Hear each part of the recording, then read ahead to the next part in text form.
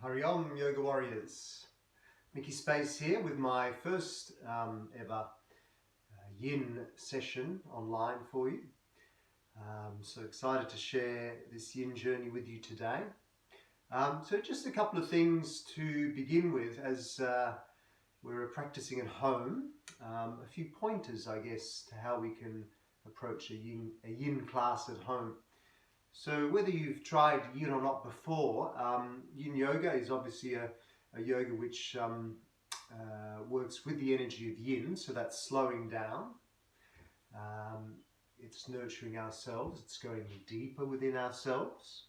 So part of this practice is, this practice is really designed to hold postures for a long period of time. So what we often find quite handy are props to use to support us in the postures. So in a typical yin class, let's say, we would have definitely a bolster, a couple of blocks, and maybe a couple of blankets. Now, we may need to be a little creative. If you are a regular yin practitioner, you may have these props handy, and that's great. But if you don't, then it's all about creativity, isn't it? So what can we find around the house to work with these? So, I mean, everyone's got a couple of blankets. So grab your blankets, have those handy. Now, as far as blocks go, that's where we need to be creative. I mean, a block is essentially a brick. You could use a brick, might be a bit heavy and nasty. I would recommend grabbing some books. Surely you've got your Gray's Anatomy book handy somewhere, an old dictionary otherwise, maybe an encyclopedia of the psychic world. Whatever they may be, some big fat books, they make great blocks. Someone else suggested cans. I'm sure we're all hoarding a few cans around the house right now, hopefully the organic variety. So maybe a few cans. Not quite sure how we'll use it, but you could put a can underneath a knee or something like that to give yourself a little support. So maybe have a few cans handy. Just regular cushions, different sizes, different shapes, whatever might work. So when we're sitting or you need a little buffer, some cushions. And then of course the elusive bolster, a couple of pillows. Work with two pillows, two together, gives you a fairly decent kind of bolster support. So are we ready to begin? Let's begin.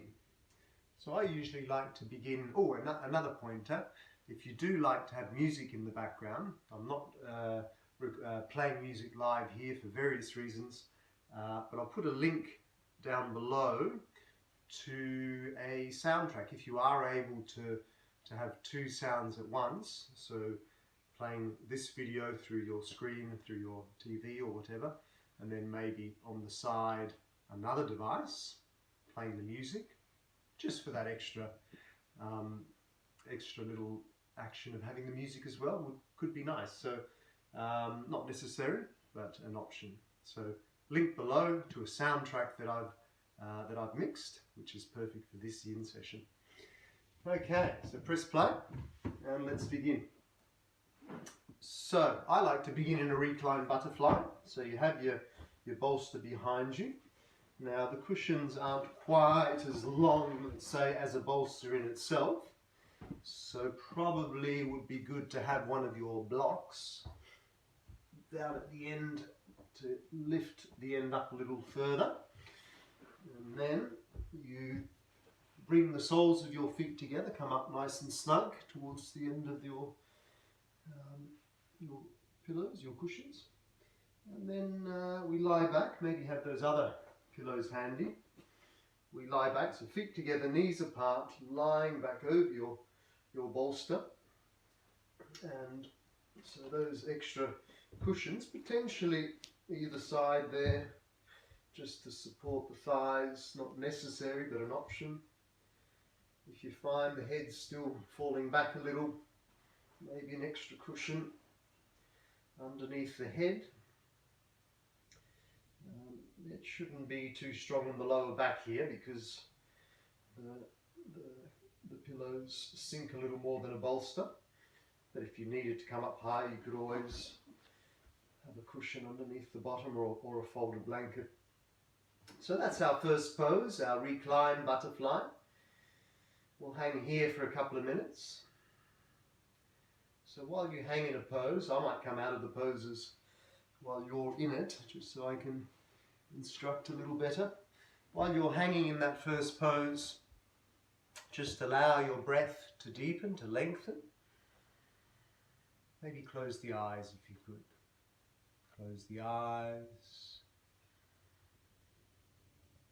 See if we can work a full yoga breath. So breathing deeply down into the belly, first and foremost. Just feel that abdominal breath happening.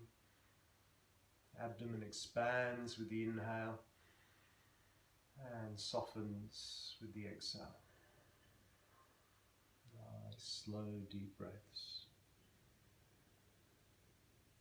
If you could, you take the breath even deeper, a little further into the lungs, into the chest. So you breathe into the belly first, and then up through the chest all the way to the top of the lungs.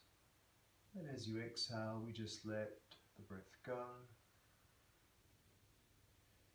Encourage the body to relax. Part of this yin practice is to find that place where we can just relax and let go. We've all built up tension. We do that all the time in our day-to-day life, but obviously at this point in time there's a lot more tension in the air, so breathing into that tension wherever you feel it might be, just breathe into the body and exhale that tension away. Nice, slow, deep breaths. Now remember, at any time with this practice, all yoga practices, if something doesn't feel quite right, just make a little adjustment. Try to find an extra prop or an extra support, or maybe just a variation of how the hips or legs are placed. So the feet could come further forwards or further back. Or if it doesn't feel right, you release the legs. You can always just come out of the pose if it doesn't feel right. Even just to lie on your back is already dropping into that yin energy. So we'll be here for another minute or so. So really just encourage yourself to fully surrender the next minute. Let go. Just allow the body to melt into its shape.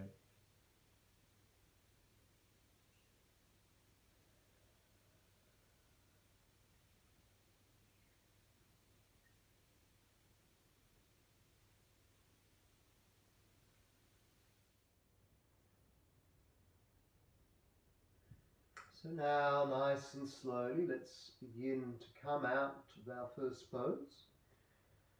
So come out slowly, as I suggested, maybe bringing the knees together or just rolling over to your side, as feels best.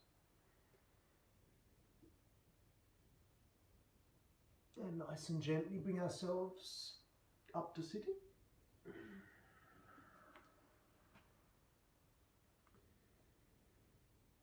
And moving straight into our next pose, we'll work with a half saddle pose. So with our half saddle, we'll sit along the mat. Hopefully we've got a mat too, forgot to mention that. Again, not necessary with yin, but something that's nice underneath. Now half saddle is going to work our thighs predominantly, the whole front of the legs, whole tops of the legs, even into the feet and ankles. So for this one, blankets could be handy. We'll work the right leg first.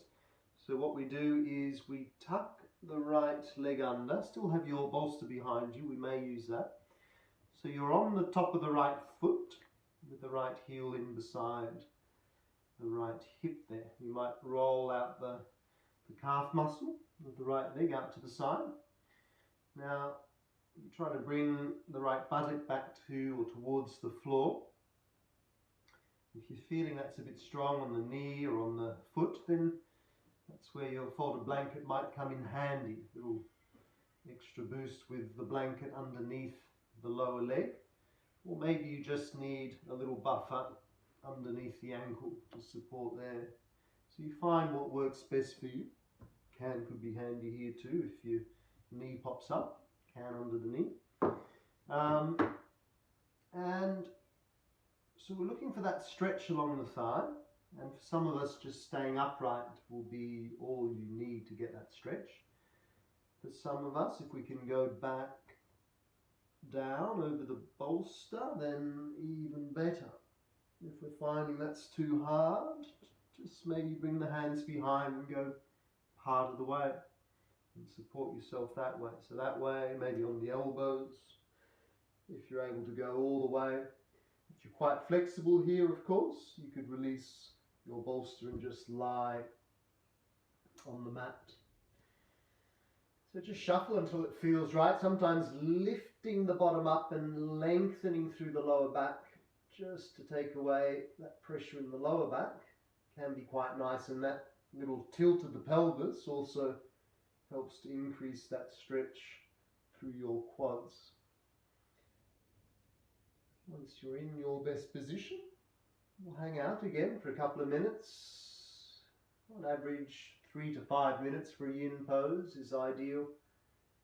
Even a little longer sometimes to get that deeper experience, that deeper stretch into your connective tissue, which is where we hold most of the tension in the body.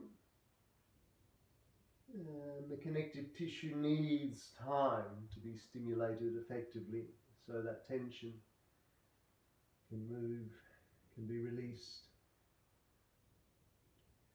So slow, deep breaths again, breathing into where you feel it. So for some of us, this is a really challenging pose. If it's getting too much, you can always just move over towards the opposite side as an option, just to release some of that pressure. Remember, any support, cans or books underneath the knee can be useful. Just finding what feels right for you. So another minute or two here. Remember, your breath is your greatest ally here. So breathe deeply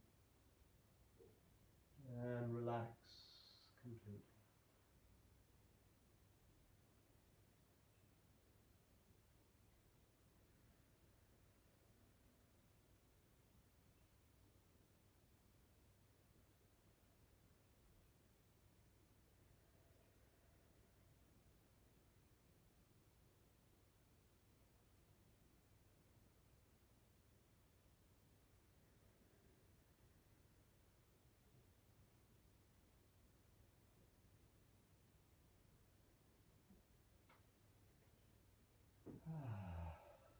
So, coming out of our first side now, you might like to prop yourself back up, or maybe you can just release the leg from where you are, might lean to the opposite side to let that leg out. And then just a little pause between the sides. We call this a rebound in yin, where we just lie back down and just acknowledge and listen to the after effects of the pose. How's that leg feeling compared to the other one right now?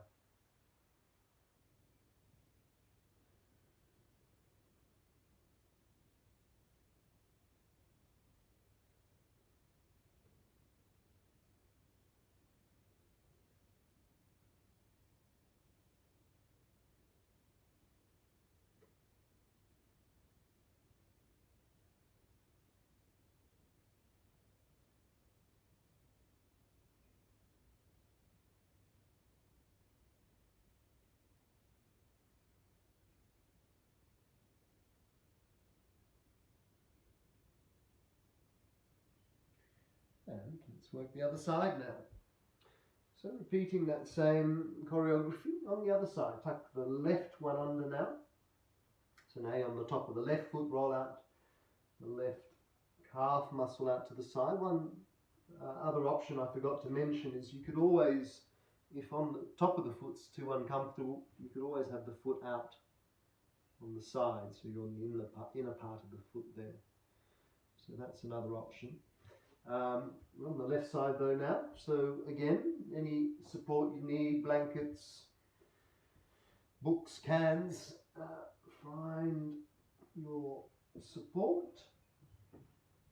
Sometimes you get little cramps too, so you just have to come out when that happens. And then once you're okay, calf muscle out to the side, coming back down to rest, maybe lifting the bottom up again to extend through the lower back, tilting the pelvis slightly, getting that deep thigh stretch. So the postures that we work with in yin also, apart from working on the muscular system, the connective tissue in your joints, keeping them healthy and helping to release tension in those areas, we're also working through, in Chinese medicine, we talk about the meridians, and yin has this connection to TCM, traditional Chinese medicine, in that we work to target some of those energy channels, some of those meridians. So this posture is particularly good for your stomach and spleen meridians. And the spleen is one of the organs, one of the energy centers that is really useful to enhance its capacity, its energy, to help combat viruses.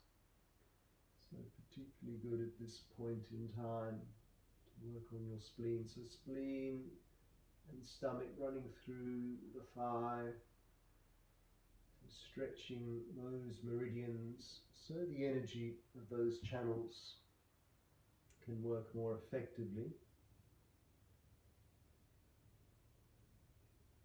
The spleen helps to transform the energy that we need to absorb through the food we eat.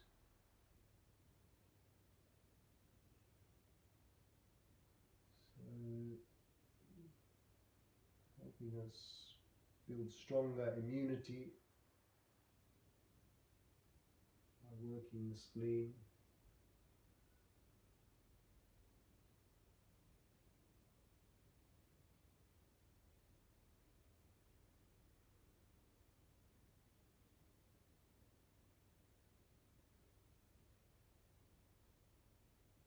Remember to keep coming back to the breath,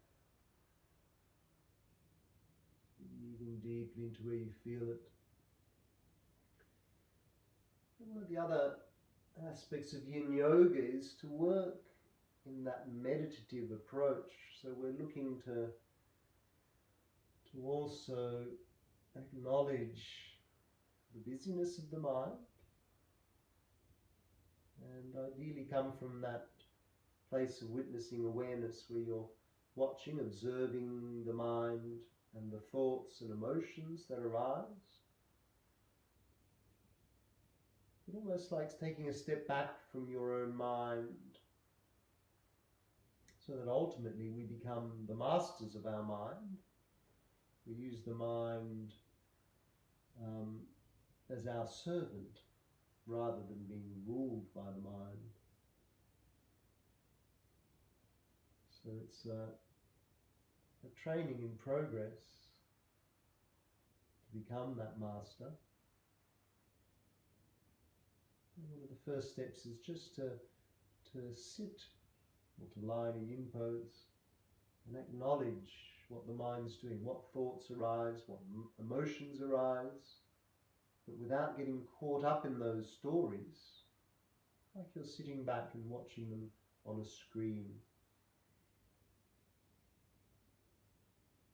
Acknowledging the thoughts, acknowledging the emotions, recognizing, acknowledging, and then letting them go, so that ultimately we come into that no mind place. So that's a good few minutes on that side too. So we'll slowly bring ourselves out of that side, release that leg, and take a moment again in a rebound. Just lie down either on the mat or back on your bolsters. And just relax. Relax, acknowledge the after effects of the pose.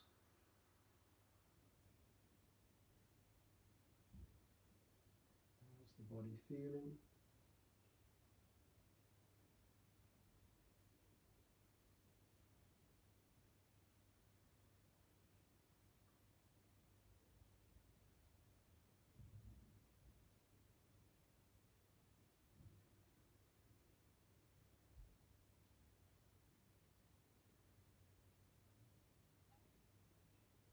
And then when you're ready, we'll prop ourselves back up onto the hands and knees, and we'll come round. Might just move the bolster out to the side.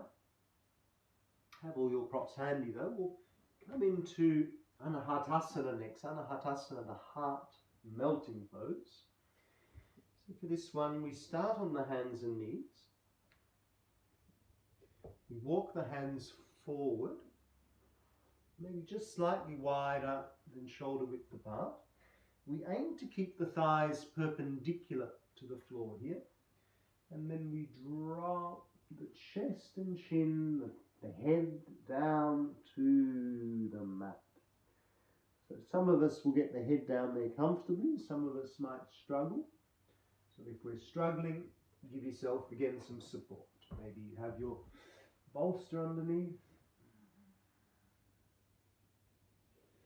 either like such, or even some support like that underneath the chest, across the chest can be quite nice.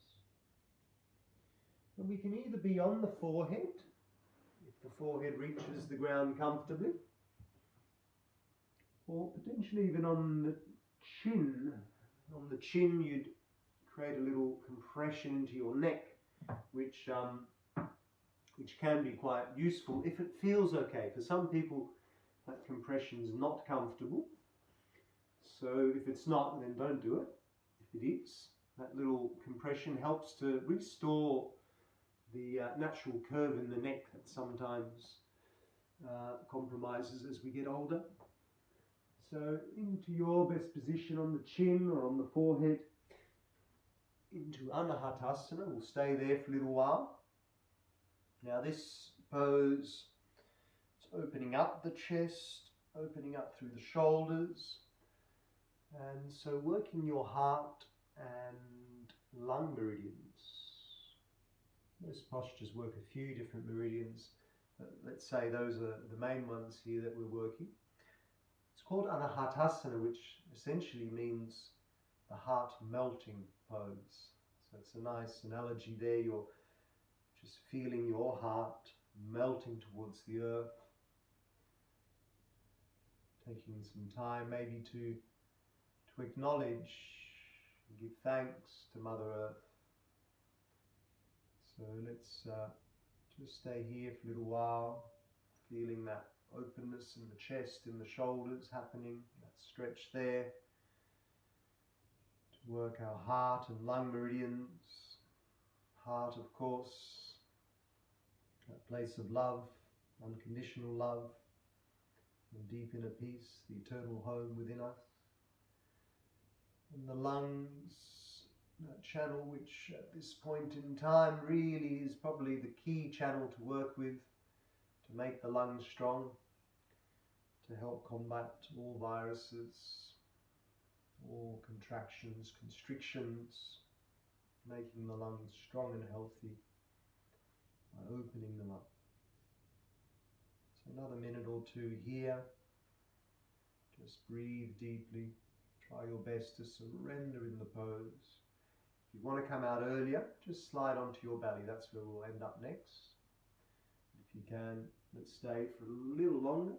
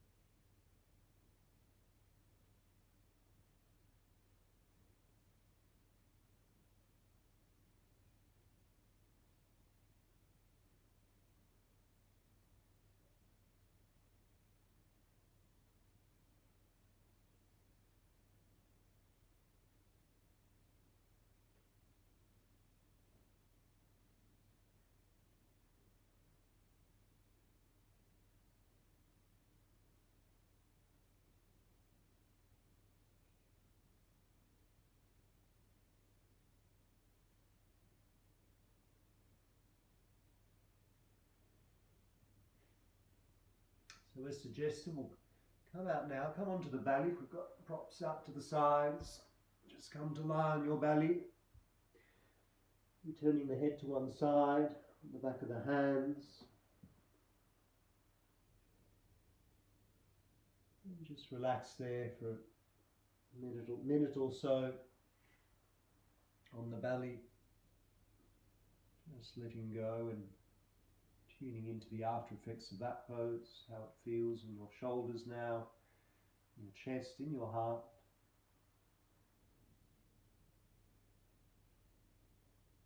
Maybe taking a moment here just to drop into that sense of gratitude, gratitude for all the gifts of Mother Earth.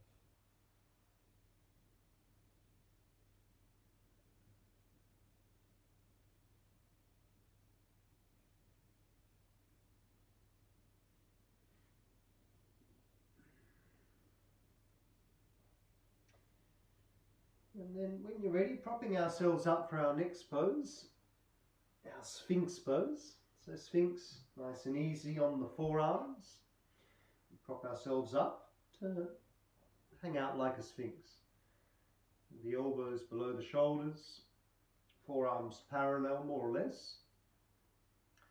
And in this pose we encourage the belly to relax, just to sink down into the earth. And just allow the belly to hang like a hammock, letting it hang freely. So we should feel this in the lower back. There's our target area for this posture, Sphinx. So we're here in this pose to create pressure in the lower back, and that pressure stimulates the connective tissue there. And for many of us, lower back is an area where we hold tension for various reasons, and so a regular sort of stimulation into the lower back, into the lumbar spine, can assist to take away some of that tension there. So we tune into how that tension feels.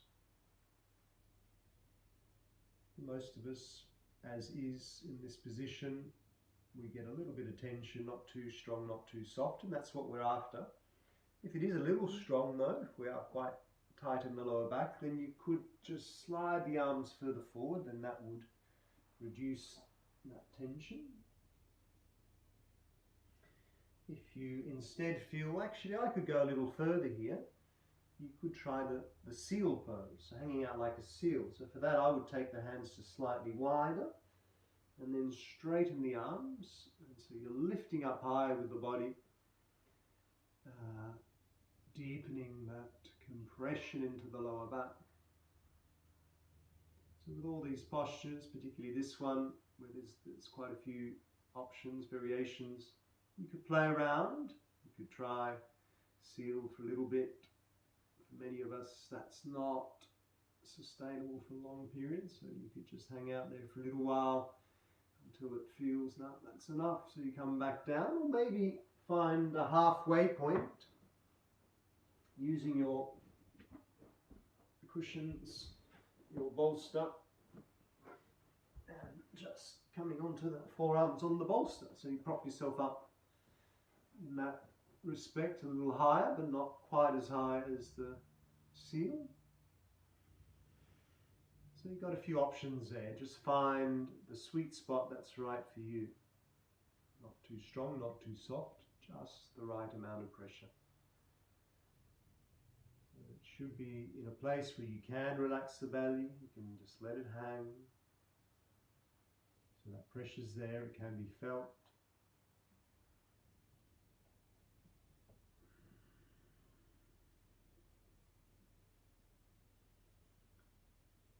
And the meridian we're working here is the kidney meridians, or the kidney meridian.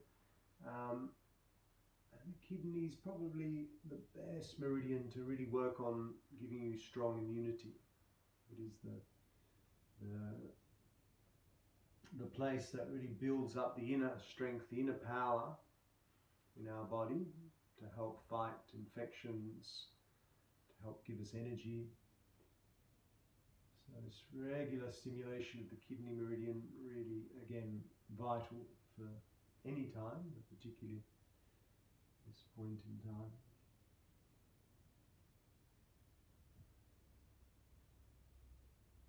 Again, deep breaths. Relaxing as best we can in the bones.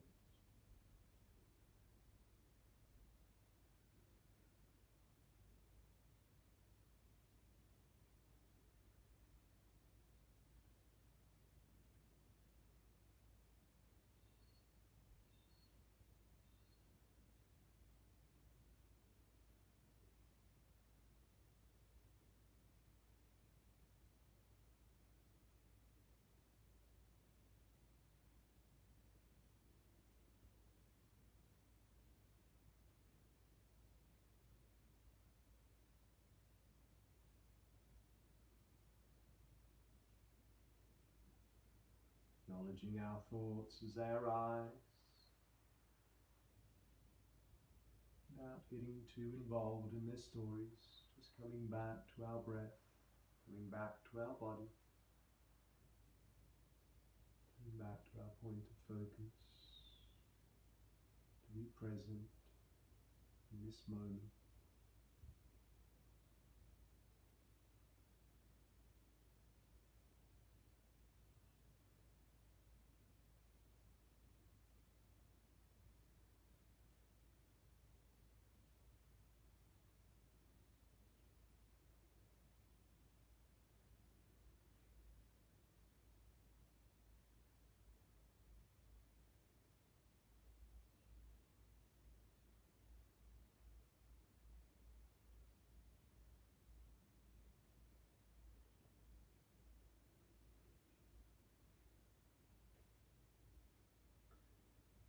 Okay, so coming out of this one now, nice and slowly, releasing drops, coming back to lie on the belly, maybe turn the head the opposite way, and close the eyes, feel into that pressure that we just, the place where we work the pressure in the lower back, breathing into your belly to encourage the breath to move into that area, into where you just felt it. So letting go, relaxing, breathing deeply into the belly. The belly is pressing against the ground, so the energy gets sent to the lower back, to the kidneys, to revitalize, re-energize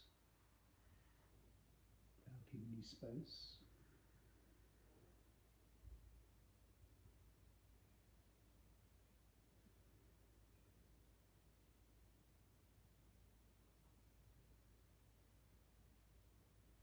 And after working the back bend, after working areas where we put pressure in the back, it's always nice to work a twist. And so we'll work a twist from the belly, nice deep twist this one. So from your belly, we'll take the right knee out to the side, bending that leg, bringing it at a right angle to you. The arms out above the head, extend the arms out above the head, and then begin to come onto your back, keeping the right knee to the floor, as close to the floor as you can, sweeping your right arm up and behind you, so that ultimately you're trying to get your right knee and right shoulder to the ground. Now, some of us are quite flexible and it will happen, but most of us not. So we can just allow gravity to do the work and just hang in that pose. Or give yourself some support, your bolsters under there, your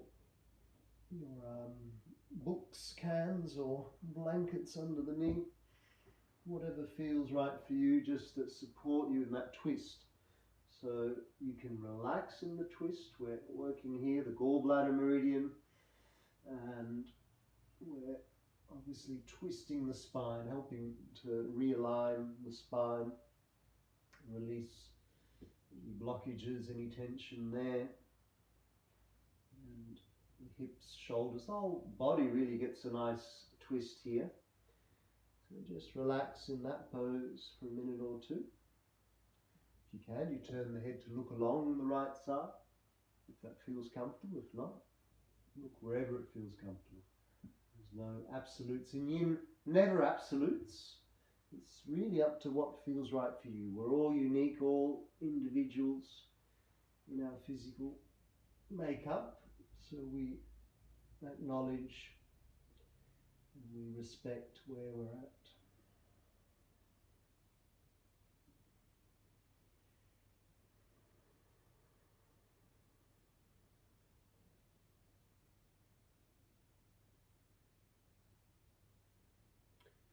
And bring that right arm back over, the right leg back down, and then working that on the other side now, same choreography, your left knee out to the side, arms out above you, then sweep the left arm over and behind. You might bring that right hip forward a little until your left shoulder and left knee are coming towards the floor. That right shoulder might move forward, so you're trying to get, if you could, both shoulders to the floor. Here I've got both shoulders more or less to the floor, but then my knees floating quite high. So whatever feels better for you, maybe you prefer the knee down and the shoulder floating high. But I'll do that way, and I'll bring my cushions underneath. And there I can relax in that twist. Breathe nice and deeply. And surrender completely.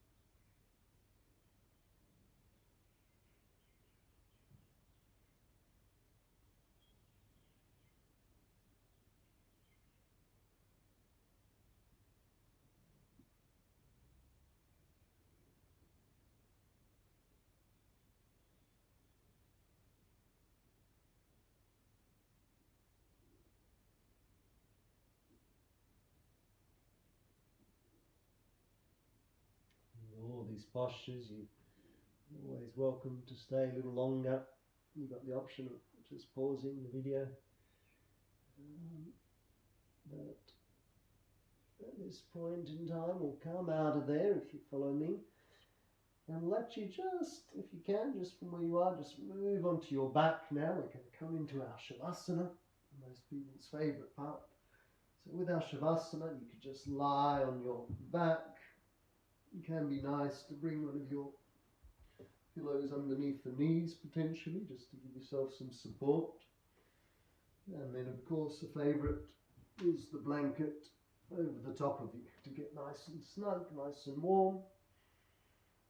Bringing the blanket like such, and the arms beside the body, if it's possible, with the palms facing up. Create length, the back of the neck. If you feel the head's falling back like this a little, then a cushion or a folded blanket under the head. Whatever feels right for you. Some people like a little pressure, just gentle, something resting on top of them. Whatever feels good. So you come onto your back, maybe lengthen the lower back again, little tuck of that pelvis, nestle the lower back into the ground. Close your eyes. Deepen your breath. Come back to that nice, deep, full yoga breath. Breathing deeply into your belly, all the way up through the chest to the top of your lungs.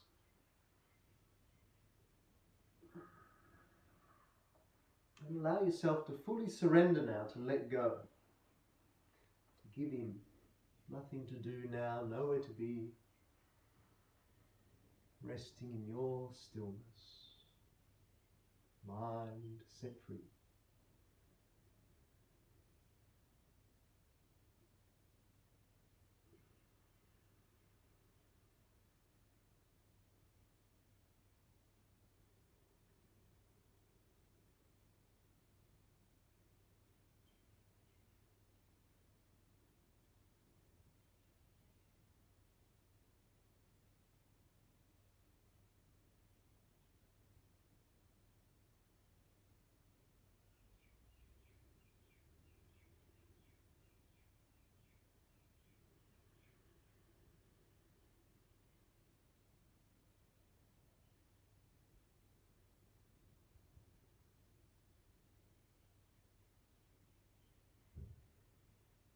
Keeping the breath nice and deep, nice and long, allowing every part of the body, every muscle to relax, to surrender, to give in.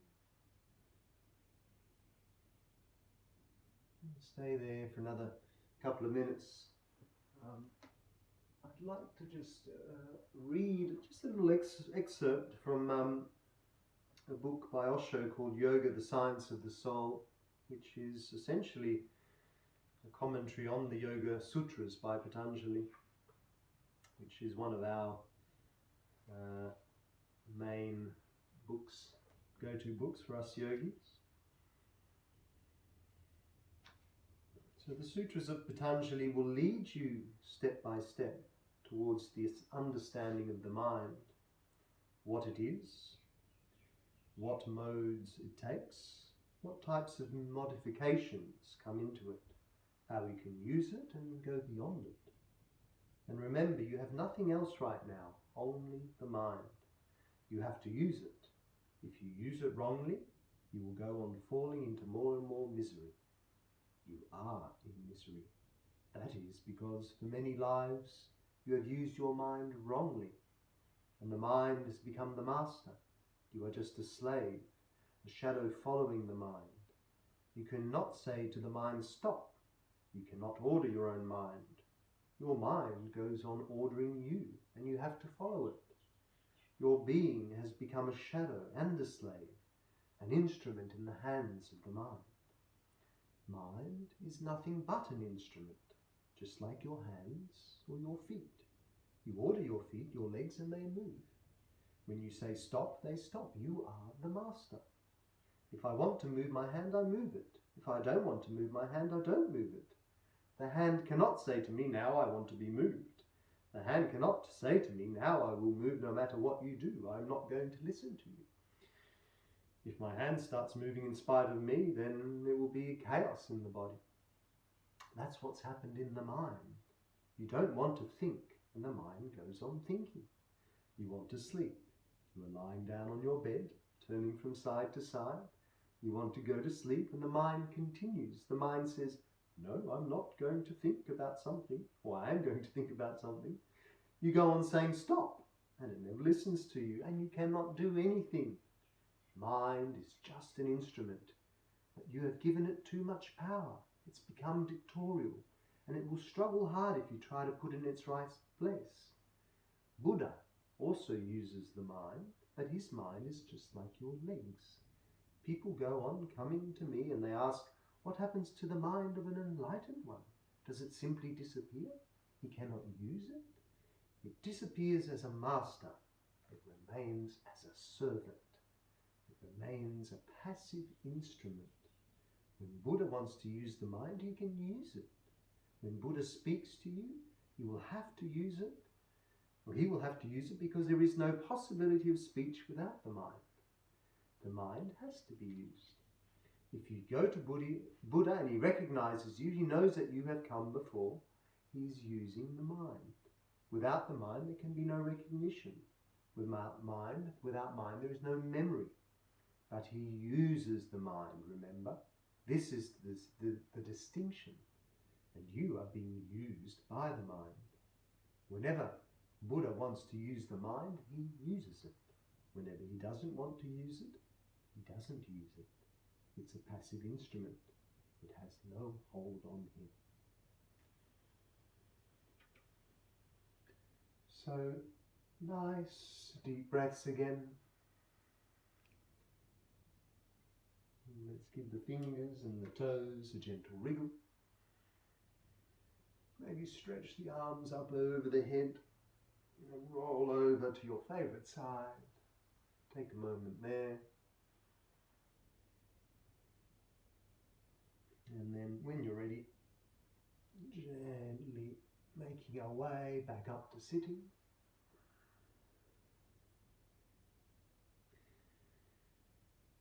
Taking a seat nice and tall, roll the shoulders back, length through the spine.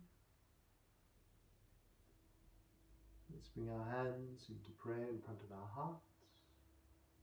And let's complete our session with an Om together. Together on the out breath. Take a deep inhale.